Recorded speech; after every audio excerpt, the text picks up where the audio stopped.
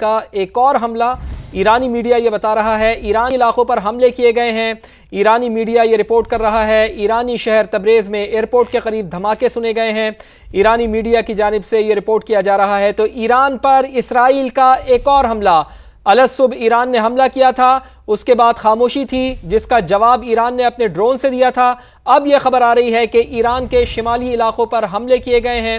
ایرانی میڈیا یہ بتا رہا ہے کہ ایرانی شہر تبریز میں ایئرپورٹ کے قریب دھماکے سنے گئے ہیں تو ایران کو ایک بار پھر نشانہ بنایا گیا ہے، حملہ کیا گیا ہے۔ ایران پر اسرائیل نے ایک اور حملہ کیا ہے، ایران کے شمالی علاقوں پر حملے کیے گئے ہیں۔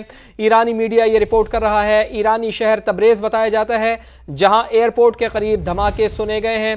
حملے اس وقت بھی جاری ہیں، مسلسل حملے کیے جا رہے ہیں ایران کی جانب سے۔ تو نغمانہ صاحبہ بھی ہمارے ساتھ موجود ہیں۔ نغمانہ صاحبہ، جس طرح آپ بھی فرما رہی تھی، ہمارے دیگر پینلسٹ بھی فرما رہے تھے کہ بظاہر یہ جنگ ابھی رکتی ہوئی دکھائی نہیں دے رہی ہے، اور نیتن یاہو کی جانب سے بھی یہ کہا گیا تھا کہ حملے کا پہلا مرحلہ ہم نے مکمل کیا ہے اور ابھی یہ جنگ انہوں نے یہ کہا ہے کہ جاری رہے گی۔ لیکن سب سے اہم چیز یہ ہے کہ اسرائیل کے جو ڈیفنس منسٹر ہیں، ایران کے جو ڈیفنس منسٹر ہیں، ان کا بیان سامنے آیا۔ انہوں نے کہا کہ ہم اسرائیل کے خلاف طویل جنگ لڑنے کے لیے تیار ہیں۔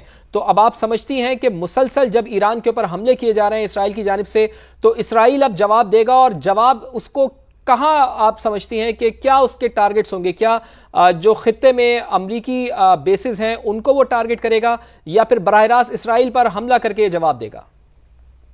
میری ناقص رائے میں تو میرا خیال ہے کہ شاید ایران ابھی جو آپ نے فرسٹ آپشن دیا ہے کہ وہ امریکہ کے کسی اڈے پہ یا ان کے بیسس پہ حملہ کرے، وہ میرا خیال ہے ایران شاید اس طرح کا نی جرک ری ایکشن ابھی نہ کرے، کیونکہ وہ پھر ایک اور لیول کی ایسکیلیشن ہو جائے گی۔ اور تو میرا خیال ہے کہ وہ سمجھدار لوگ ہیں، اسٹریٹجکلی سوچ سمجھ کے کریں گے، اور شاید پہلے وہ اسرائیل ہی کو جواب دے۔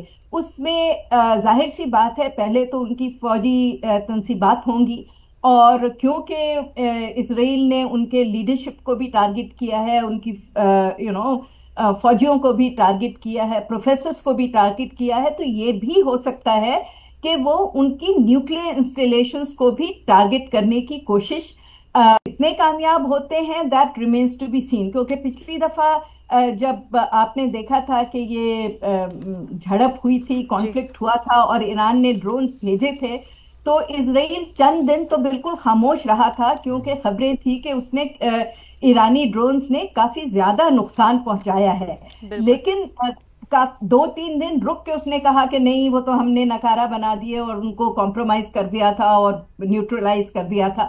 اور اس کے بعد جو انہوں نے میزائل اٹیک کیا تھا ایران نے، اس کی بھی تفصیلات اسرائیل سے بالکل کوئی خاص سکیچی سی نکلی ہیں، زیادہ نہیں نکلی۔ بالکل ایک کمپیریزن کرنا یا ایک وہ اسیس کرنا اچھی طریقے سے کہ ایران کی ایکچوئل کیپیبلٹی کتنی ہے اور اس کے پاس ایکچولی کیا کیا چیزیں موجود ہیں، کیونکہ بہت سارا تو دیکھیں ان کا تو سارا انڈیجنس بنا ہوا حساب کتاب ہے، ویسٹرن تو نہیں ہے، تھوڑا سا رشین ہے، باقی انڈیجنس ہے۔ تو اب بالکل وثوق سے تو یہ نہیں کہا جا سکتا کہ وہ کس انٹینسٹی کا حملہ کریں گے، لیکن نوئنگ ایران اینڈ نوئنگ کہ وہ ماسٹرز آف برنکمین شپ ہیں، تو وہ جواب تو کوئی ضرور دیں گے، کیونکہ آئی تھنک اگر وہ تکڑا جواب نہیں دیں گے تو ان کی اپنی کریڈیبلٹی، اسٹینڈنگ، اسٹریٹجک ویلیو خطے کے اندر تھوڑی کمپرومائز ہوتی نظر آئی۔ بالکل یہی درست بات ہے۔ نغمان صاحبہ ساتھ ہی موجود رہے گا، چونکہ بیرسٹر راشد اسلم صاحب بھی ہمیں جوائن کر چکے، انہیں بھی شامل گفتگو